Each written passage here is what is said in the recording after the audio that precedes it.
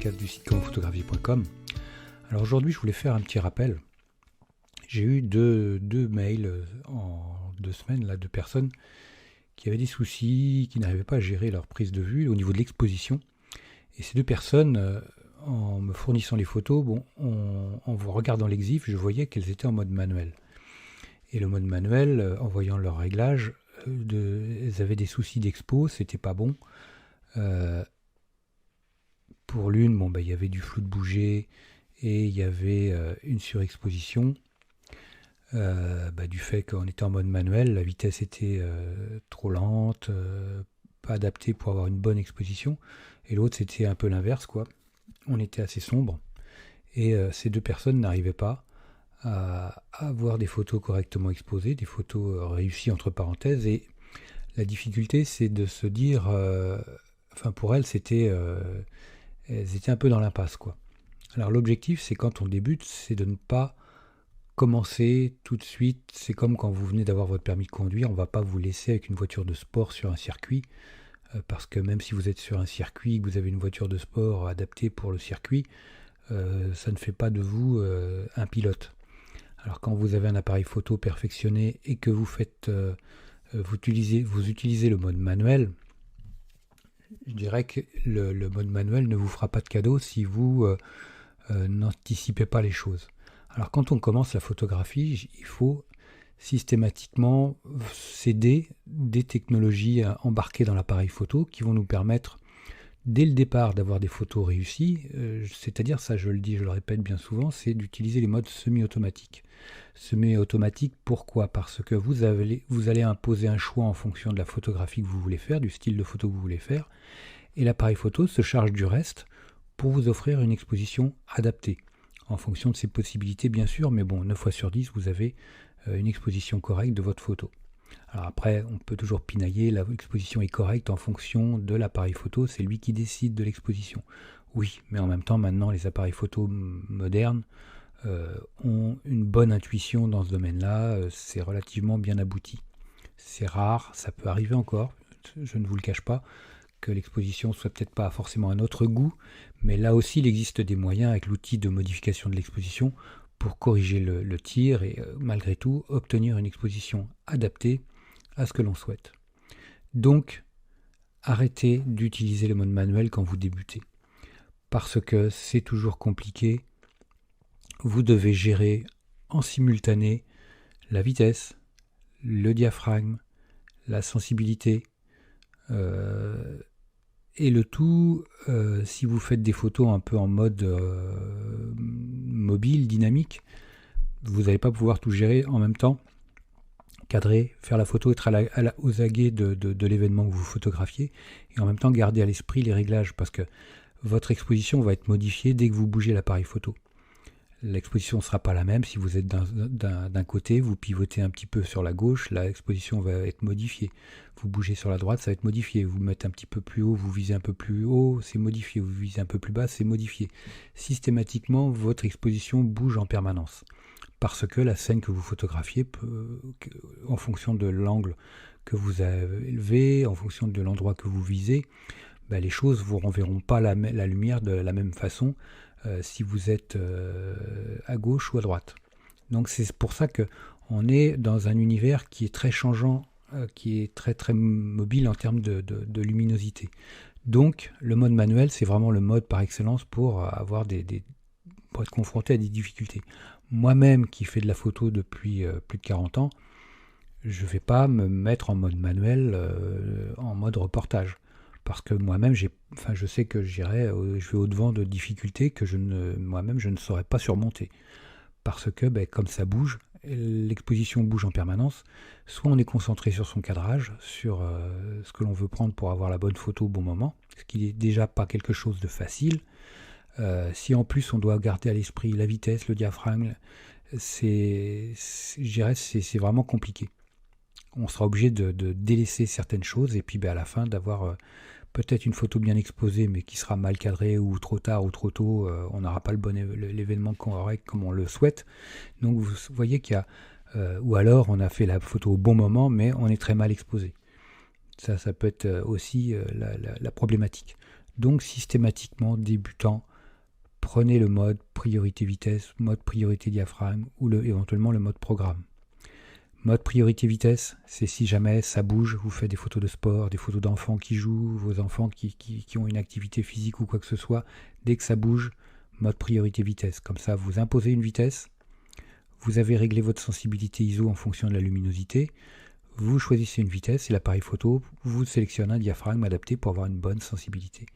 Mode priorité diaphragme quand vous voulez faire du paysage, quand vous voulez faire du portrait, quand vous voulez faire toutes les photos où vous avez une problématique de profondeur de champ, de zone de netteté.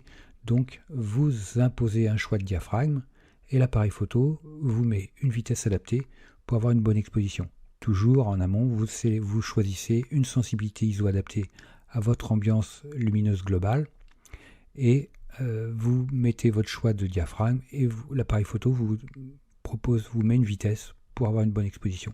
Là, attention à la vitesse, parce que si la vitesse est trop lente, si vous êtes à main levée et que la vitesse proposée est trop lente, attention au flou de bouger.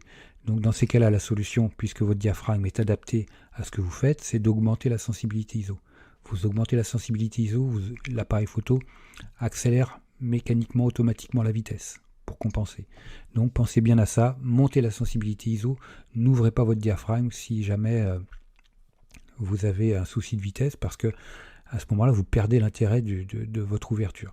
Si vous avez défini que l'ouverture f9, par exemple, était la mieux adaptée pour avoir une bonne profondeur de champ sur votre scène, n'ouvrez pas votre diaphragme, gardez f9, mais par contre, de 200 ISO, montez à 400. Et là, l'appareil photo va accélérer la vitesse pour compenser l'arrivée de lumière supplémentaire avec l'augmentation de la sensibilité ISO. Vous voyez, c'est pas très compliqué, même si quand on débute, ça peut quand même être un peu pointu, mais justement, astreignez-vous à faire cette gymnastique, à travailler avec les modes semi-automatiques. Déjà avec les modes semi-automatiques, priorité vitesse, priorité diaphragme, vous allez bien comprendre le fonctionnement de la vitesse, le fonctionnement de l'ouverture du diaphragme, même le fonctionnement de la sensibilité ISO.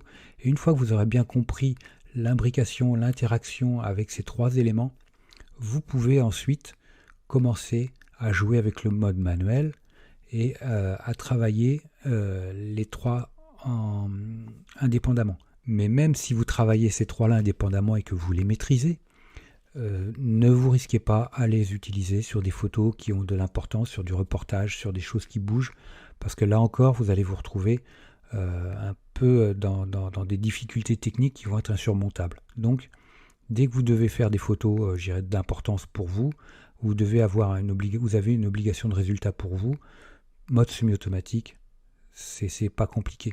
Beaucoup vont vous dire ouais, le mode manuel c'est vraiment c'est le mode du pro, quoi. C'est là où je dirais oui, le mode manuel ça va être le mode qu'on va utiliser en studio par exemple. Dès qu'on utilise du flash, moi je vais utiliser le mode manuel parce que j'ai besoin de gérer le flash, j'ai besoin de gérer la lumière ambiante, j'ai besoin de gérer tous les paramètres indépendamment, et c'est ma lumière additive artificielle qui va faire la lumière de la scène.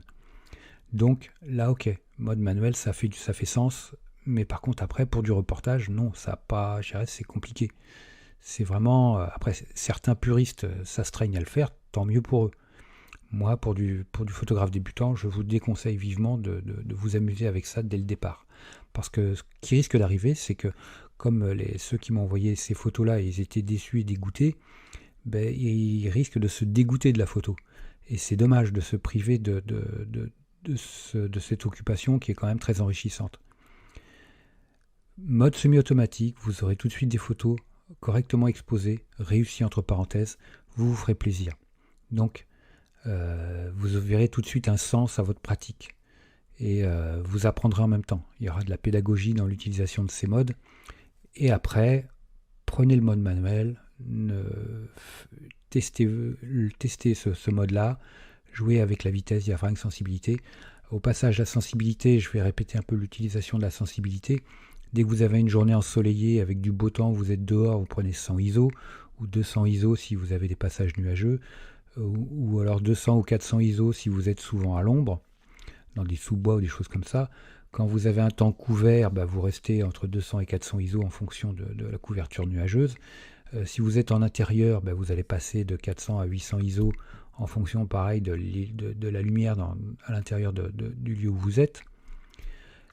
Début de soirée, de 800 on va passer à 1600 ISO quand la lumière commence à disparaître. Et puis si on est de nuit en intérieur, on va monter à 1600, 3200, 6004 en fonction de ce que l'on veut faire, de ce qui est nécessaire. Parce que si on fait une photo statique en intérieur avec de la lumière, 3002 ou 6004 ça va être nécessaire. Par contre, si ça bouge et qu'on veut une vitesse rapide, là on sera peut-être obligé de monter de 6004 à 12008 parce qu'on veut quelque chose de rapide et on veut figer un mouvement, voire même plus. Mais c'est là après, il faut savoir gérer le bruit et tout ce qui s'ensuit en post-production. Donc voilà pour un peu la grille succinctement au niveau de la grille de la sensibilité ISO. Voilà les amis, écoutez, si vous avez des retours d'expérience, si vous avez des astuces, des idées à partager, n'hésitez pas à les laisser en commentaire. Un petit like, ça me fera super plaisir. Moi je vous like super fort. Et puis n'hésitez pas à vous abonner à ce podcast, n'hésitez pas à partager ce podcast. Et puis je vous dis à très vite. Ciao les amis. Dernière petite chose avant de se quitter, si ce n'est pas déjà fait, je vous encourage à faire partie de ma liste de contacts pour bénéficier de conseils quotidiens, d'astuces photographiques, de choses vraiment utiles et intéressantes à connaître, à savoir, ou à se faire rafraîchir la mémoire sur certains sujets. Il y a toujours un intérêt à avoir un petit lien entre nous au niveau quotidien. Il y a aussi quelques réclames commerciales, je dirais, de temps en temps. Voilà, donc n'hésitez pas à aller voir sur les formulaires du site comment-photographier.com. Vous en avez sur les articles au niveau de la colonne de droite ou autrement en bas d'article, vous avez des formulaires un peu partout et vous pourrez comme ça ainsi faire partie de la liste de contacts. Autre chose également, actuellement il y a 50% de réduction sur toutes les formations du site commentphotographier.com.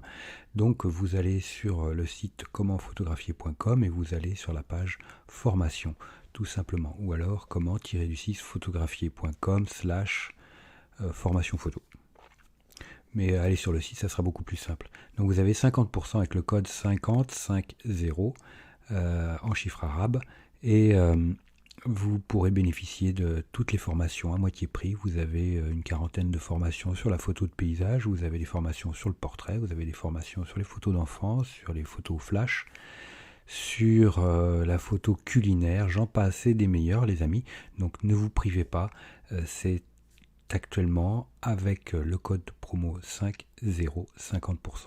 Voilà les amis, je vous dis à très vite pour de nouveaux podcasts. Ciao.